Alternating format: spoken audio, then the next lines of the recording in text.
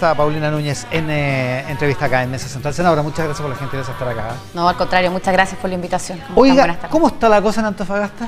Porque viene volviendo la semana distrital todo esto. ¿Estuvo allá? Bueno, ayer estuvimos en Temuco, antes de ayer en O'Higgins, pero anteriormente en Antofagasta. Esa gira, vamos a hablar de eso. Vamos a hablar de eso más adelante. Estamos preparando la elección interna de Relación Nacional, pero ya vamos a eso. Pero en Antofagasta estuvo. ¿Y no, cómo está brutal. la cosa? Iván, muy complejo. A ver, lo conversábamos un poco fuera de cámara. O sea, si en Santiago y en el resto de Chile se produjo un terremoto, con este caso Convenios Minbu, en Antofagasta fue un terremoto, un tsunami, y los más damnificados son las familias que viven en campamento, que viven en toma, que no tienen agua, que no tienen luz, y la verdad es que los recorrimos. Estuvo en los campamentos. Sí, claro, es que son campamentos, son familias con las que uno trabaja durante mucho tiempo. Yo no solamente soy senadora ahora, fui diputada 8 años, seré mi gobierno antes, en fin, entonces obviamente que son personas a las que uno conoce. No me digas que fue seremi de vivienda, no. No, fui seremi de gobierno. Y la verdad es que yo creo que aquí lo más complejo de todo esto, porque claro, a veces nosotros nos detenemos en las acusaciones, las responsabilidades, los hechos delictuales, pero cuando tú hablas con alguna de las familias que viven en estos campamentos donde se están ejecutando estos convenios, lo primero que te dicen es, bueno, ¿y quién me va a instalar el estanque del agua? ¿Quién se va a hacer cargo de la habitabilidad primaria? Evidentemente esa es la preocupación. ¿Quién presta el servicio que habían prometido? Porque no lo prestaron, digamos las cosas como son. Se les pagó y no lo prestaron, avanzaron un poco. Pero han mostrado fotos de unos bidones con unas mangueras verdes. Sí, bueno, el mismo día que se supo de todo esto hecho, a través de Timeline, un medio regional de Antofagasta, empezaron a hacer pequeñas obras, digámoslo de esa manera, o trabajo, ¿cierto?, para que se justificara, al menos en un porcentaje avance, su pago que ya se había hecho en una totalidad. O sea, fue un maquillaje, digamos, dice usted. Sí, de todas maneras. O sea, yo creo que aquí hay convenios ideológicamente falsos con recursos públicos, Iván. Si eso es, al final del día, lo peor de todo. O sea, se valieron de la necesidad de las familias más vulnerables, aquellas que viven en campamento, para construir y maquinar una defraudación al fisco, que al menos es lo que yo creo. Espérese un poquito, el ministro Montes estuvo ahí también. Sí. No, el ministro Montes, o sea, fue a los campamentos. Estuvo en unos campamentos, sí, pero su última visita fue al Ministerio Público a entregar estos archivadores. Por supuesto. Pero ha estado. Pero estuvo en el campamento, porque él quería mirar, ese mismo día quería ver. O sea, el ministro Montes se dio cuenta de esto mismo que usted. Sí, por supuesto. Y yo creo que el ministro Montes, al darse cuenta, lógicamente, que entrega todos estos antecedentes, ¿cierto?, a la Fiscalía Regional, quien está iniciando esta investigación y está conociendo estos hechos, y yo creo que eso es una buena señal. Yo creo que eso es una buena señal. No solamente concurrir a la Fiscalía, sino que concurrir a ver si efectivamente, como lo dije recién, ¿cierto?, son convenios ideológicamente falsos. ¿Y a las familias de esos campamentos, qué los habita? ¿Qué predomina en ellos? ¿Una cierta indignación por esto o más bien preocupación porque habían visto que le habían prometido una cierta mejora, una condición de vida que es bien dura y que no se va a cumplir? Yo creo que las familias se dan cuenta de algo que incluso la política en general, o con algunas excepciones, no se ha dado cuenta, que en estas familias había una confianza depositada en quienes podían cumplirle algunas tareas de habitabilidad primaria. O sea, aquí estamos hablando, Iván, de lo más básico de lo básico. De lo más básico. O sea, bidones de agua que quedaron instalados sin el agua, de poder eventualmente, ¿cierto?, por ejemplo, evitar vivir en plena tierra, porque estamos hablando además del desierto más árido del mundo. Entonces, lo primero que te preguntan es, bueno, si no va a seguir esta fundación, ¿quién viene? ¿Quién se hace cargo? ¿Y por qué yo me detengo en esto, Iván? Porque, ojo con el tema de las fundaciones.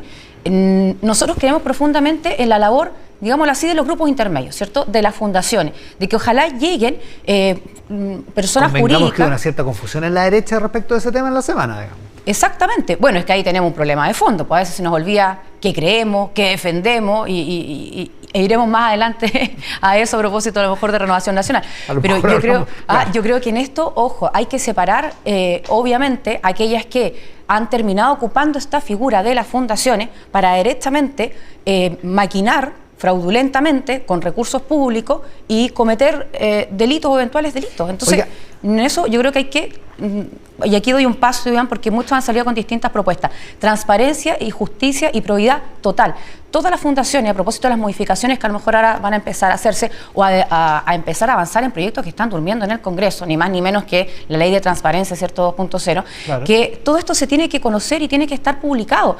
¿Quiénes son los socios? ¿Qué sociedades hay detrás de estas fundaciones? ¿Quiénes son los beneficiarios finales de cada una de las fundaciones? Claro, ¿y cuántos recursos reciben? ¿En qué se gastan estos recursos? Porque, ojo, aquí tampoco todas las fundaciones son angelicales, no porque cometan delitos, me quiero explicar, sino porque al final del día esto del sin fin de lucro es como la primera línea y después hay una pyme, o sea, hay un montón de sociedades que terminan lucrando con esa tarea y yo creo que eso es importante que se sepa. Convengamos que la derecha tampoco le ha puesto demasiado pino a la transparencia, a la ley de transparencia 2.0. No, por eso yo creo que es muy importante, a propósito de todo lo que ha ido pasando, asumir un desafío, tener esta agenda y, ¿por qué no?, hablar de un pacto amplio, mayoritario, para una mayor transparencia y probidad con recursos públicos e incluso en el caso de las fundaciones yo estoy disponible, Iván, a ir un poco más allá, con recursos privados también. ¿Como lo que pasó en la Comisión Engel, algo así? ¿Alguna cosa parecida a esa? Sí, yo creo que no aguantamos más los distintos hechos de corrupción. O sea, lamentablemente, al final no es solamente la crisis de las instituciones, la crisis de confianza, la crisis de probidad, que lleva a una crisis de participación, donde las personas ni con voto obligatorio van a votar, y por lo tanto un golpe profundo a la democracia. Si nosotros queremos fortalecer aquello, no podemos estar nuevamente terminando en un acuerdo transversal para que esta cosa no avance. Aquí se tiene que investigar y de aquí en adelante con una ley más fortalecida. Senadora, con todo respeto a Antofagasta, pero no es Santiago, digamos, entonces es un poco más, es una ciudad grande, pero sí, más pequeña. Mantiene Santiago, pero no es Santiago. Mantiene Santiago, pero no es Santiago. Todo el mundo se conoce. ¿Esto no se sabía hasta que lo publicó Timeline? O sea, de lo que se sabía era de que evidentemente el Ceremi era un ex asesor de la diputada Pérez, de que porque hay fotos, hay actividades, etcétera, de las que incluso participaba la diputada Pérez, su pareja o expareja, Andrade, ¿verdad? Directamente era la cara visible de estas fundaciones. Yo creo que evidentemente no se sabía, se empezó a conocer a propósito de los hechos, que también estaba contratado en el Estado, en el gobierno, en el Ministerio de Defensa. Ahora sabemos que además había ganado una beca, ni más ni menos para fortalecer sus conocimientos en materia de defensa a través de la ANEP. Entonces, no, ese detalle no, pero sí todo el mundo sabía que son las personas de confianza y por lo tanto cuando la diputada habla de un error de juicio, Iván, a propósito de a lo mejor no haber ponderado desde un inicio que se supieron estos hechos, que esto le podía pegar muy fuerte al país, al gobierno del presidente Boric o al propio proyecto político de Revolución Democrática del Frente Amplio, yo soy de las que creo que el error de juicio partió antes. O sea, ella no logró ponderar que a aquellas actividades a las que participaba, que aquellos convenios que se estaban ejecutando, evidentemente podían ser ni más ni menos que constitutivos de delito. El error de juicio partió antes, no a propósito de las consecuencias que ahora estamos viendo. Senadora, a propósito de la confusión ideológica, que bueno, es que esta semana fue muy confusa. Sí, bueno. Algunas instituciones también se confundieron. Llegaron tarde y llegaron mal. Oiga, ¿quiere ser presidente de RN? Sí. Para mí sería un honor presidir Renovación Nacional. ¿Por qué? Hay varios que preguntan ¿por qué esa mochila tan pesada? Iván, yo milito hace 18 años en Renovación Nacional y creo que después de la carrera política que he hecho, donde uno va además tomando experiencia, conoce el partido, evidentemente que hoy Renovación Nacional no está en el mejor momento, porque uno puede tener opiniones de cómo se ha conducido bien o mal, pero los partidos políticos se sostienen ganando elecciones y con ello representando tus ideas, tus principios, tus valores, ya sea a nivel municipal, en el Parlamento, ojalá en la presidencia. Tenemos que volver y retomar la seriedad, tenemos que hablar con claridad que Renovación Nacional es un partido de derecha sin apellidos. Yo creo que ahí terminamos pisando el palito entre la derecha social, democrática, qué sé yo, económica, republicana, etcétera, etcétera. Renovación Nacional es un partido de derecha, pero con un sello social amplio que yo creo que hay que fortalecerlo. Muchas veces, por ejemplo, a propósito de las ISAPRES, nosotros entregamos propuestas que eran de sentido común a las familias de clase media. Si surge un problema tan profundo como el tema de las ISAPRES, yo lo que espero de Renovación Nacional no es solamente decir vamos a votar en contra de la ley corta, que lo vamos a hacer si es que eso al final termina avanzando. Nos parece importante, ¿cierto?, que las ISAPRES permanezcan, se fortalezcan, etcétera, pero también me parece importante saber si se abusó o no se abusó de las personas. Eso es modo de ejemplo. Yo creo que es vital hoy día ponernos de pie, no lo vamos a hacer ni yo sola, por supuesto, ni con una mesa directiva, sino que entre todas y todos. Y también ese llamado a la unidad falta bastante, Iván, en Renovación Nacional. ¿Esto no lo ha hecho bien la directiva actual, la de Francisco Chaguán? No, yo creo que no lo han hecho bien, pero no insisto, más allá incluso de las decisiones que se han tomado, que a mi juicio han sido erradas, más allá de los temas comunicacionales, 4 candidatos, o sea, candidatos electos, hoy ya consejeros, dentro de una parrilla de 30 y tantos, obviamente que eso no es casualidad. Uno planifica las elecciones, recorre el país, habla con los dirigentes locales, no se les pasa por encima. Eso se hizo mal, digamos. Sí, eso se hizo mal, no hay ninguna planificación. O sea, los últimos días buscando candidato por Santiago. Si tú no tienes, no llevas. Pero ¿para qué vas a arriesgar que pasa lo que pasó? ¿Qué pasó lo que pasó? ¿Está claro que Francisco Chaguán no va a la reelección? ¿Usted sabe? No, yo creo, en esa cabeza solamente él sabe lo que puede ocurrir, pero yo creo que no le haría bien al partido, que duda cabe. Cuando usted dice redefinamos Renovación Nacional y digamos que somos lo que somos un partido de derecha, ¿está pensando en la pelea de fondo, algo que en la UDI están pensando, que es la pelea con José Antonio Kast? ¿Cómo es ese enfrentamiento?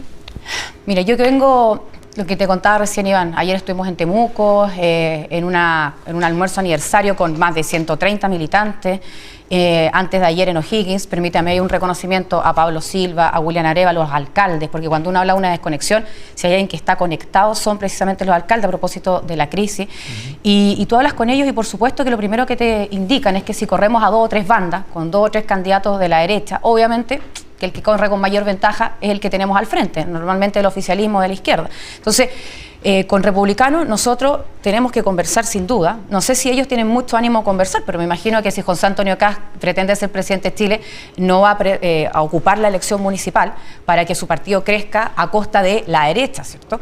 Y hay cuestiones de fondo y por lo tanto no estamos hablando de un pacto político, ni menos estar en un partido único, ni debajo del mismo paraguas, todo ahí pero todo. Sí un pacto electoral. Pero un pacto electoral de todas maneras. Eso es pragmatismo total. ¿Con miras a la parlamentaria y presidencial, pero partiendo por la municipal del próximo año?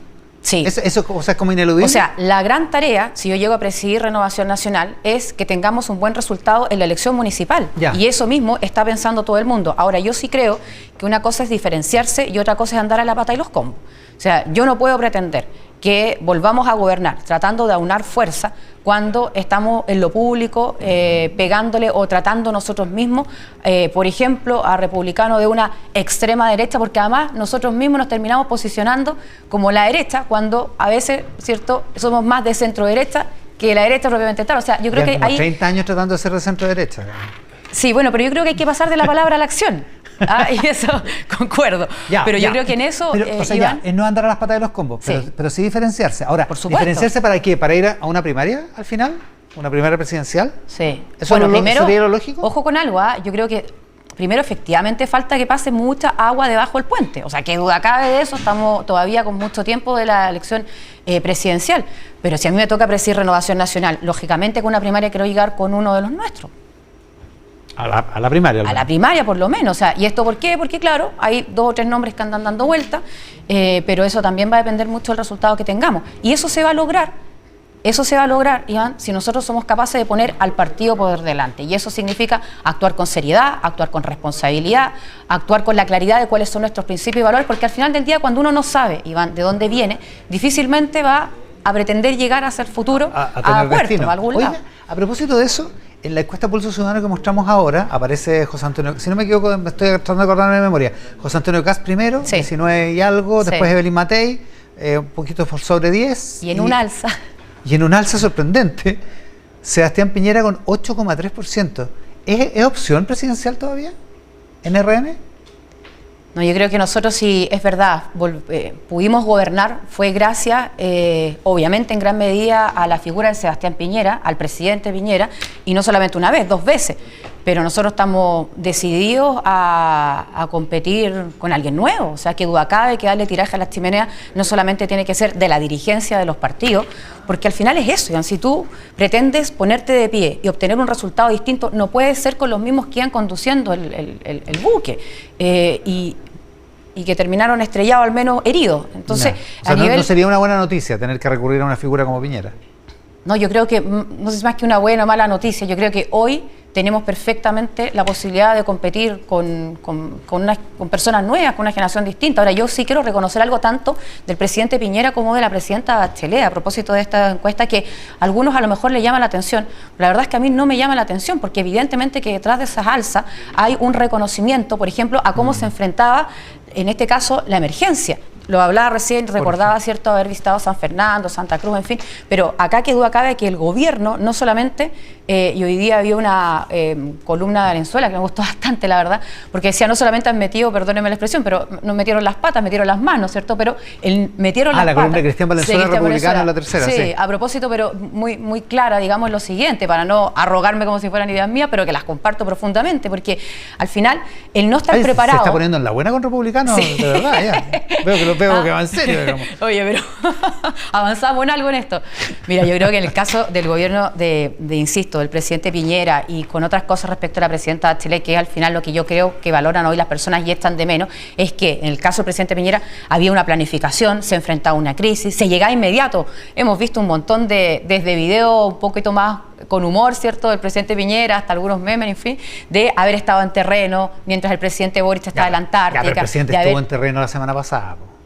Y van a empezar a pagar mañana pero yo creo de verdad que... No, pero yo creo que de verdad se devolvió después de que ya el cuestionamiento era total. O sea, ¿cómo no se le ocurre quedarse y suspender ese viaje? Pero bueno, ya, puede ser cuestiones ya más de fondo, más detalle, pero a lo que voy, yo creo que no solamente están siendo derrotados desde el punto de vista de la gestión, que a esta altura es el desde nuestro, pero no el de ellos, sino que obviamente de lo poco y nada que les quedaba, que era una superioridad moral o actuar distinto a las generaciones anteriores, que después de todo el tema convenios MIMBU, eso ya quedó de lado. Espérese un poco, no crea que se me olvidó, porque dijo usted, nos gustaría competir con alguien nuevo. ¿En quién está pensando?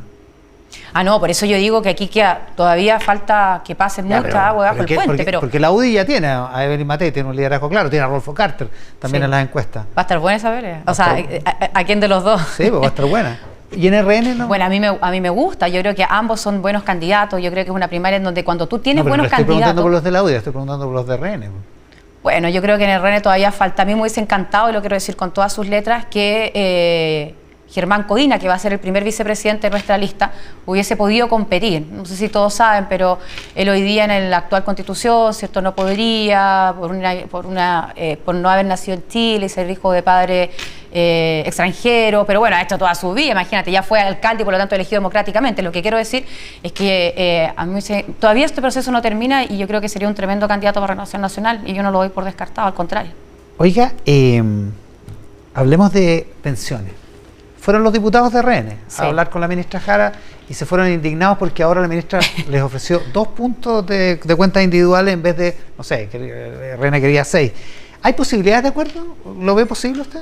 Mientras haya diálogo, siempre va a haber posibilidades de acuerdo. Y si hay algo, Iván, que movilizó a Chile hace no tanto y que yo creo nos tiene ahí todavía en alerta, es la mejora de las pensiones. En el caso de la PGU, por ejemplo, ya que estábamos acordando, ¿no es cierto?, el gobierno del presidente Piñera, obviamente que es un avance, así como fue el pilar solidario también de la presidenta Bachelet. Pero en este caso yo creo que nosotros, si hay algo en donde tenemos que poner todas las ganas para poder llegar a algún acuerdo, es evidentemente en una reforma a las pensiones. Pero hay cuestiones en donde... Y en esa misma lógica, perdón que la interrumpa, pero en esa misma lógica el aumento de las pensiones, particularmente de la clase media, inmediato, no en 20 o 40 años, implica algún grado de solidaridad, porque si no, me va a decir usted con recursos fiscales, pero la verdad es que no hay plata para eso.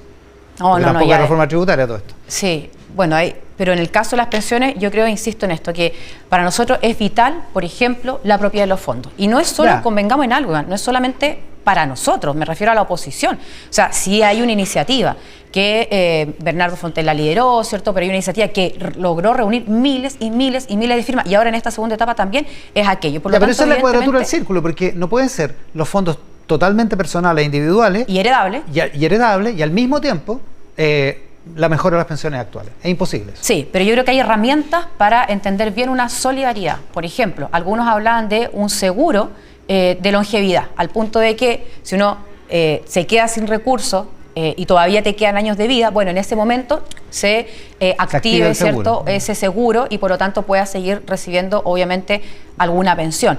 Distinto es que hoy día, voy a ir al extremo, algunos crean que una especie de reparto, nosotros lo entendemos como solidario o directamente que estos fondos sean mitad y mitad, lo vamos a entender como solidario. Para nosotros eso evidentemente no es una solidaridad bien entendida. Ya, pero algo tendrán que ceder, porque antes estuvieron dispuestos a ceder.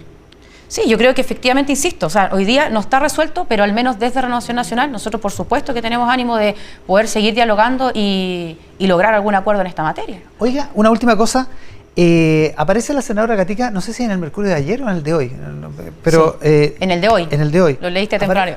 Sí, que de temprano leyendo.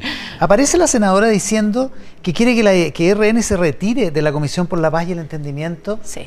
Igual es medio contraintuitivo, porque como que se entendía que había un ánimo como de saludo, de halago a esa comisión, digamos. No, pero en esa comisión primero nosotros presentes no estuvimos. Hubo una firma desde la mesa directiva, pero al final del día convengamos, también aquí están los votos y hay representantes.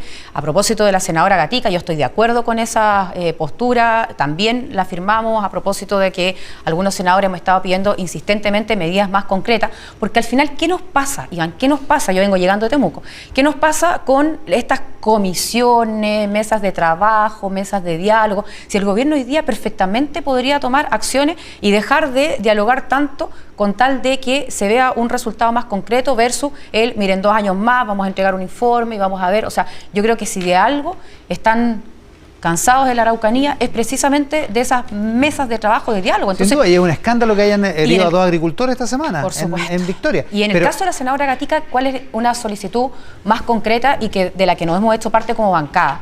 Que se extienda el estado de emergencia, aparte de los ríos, a propósito que está solamente restringido a la Araucanía y parte de Biobío. Ya, pero ese es el problema. No es que, o derechamente considera que la comisión es una pérdida de tiempo.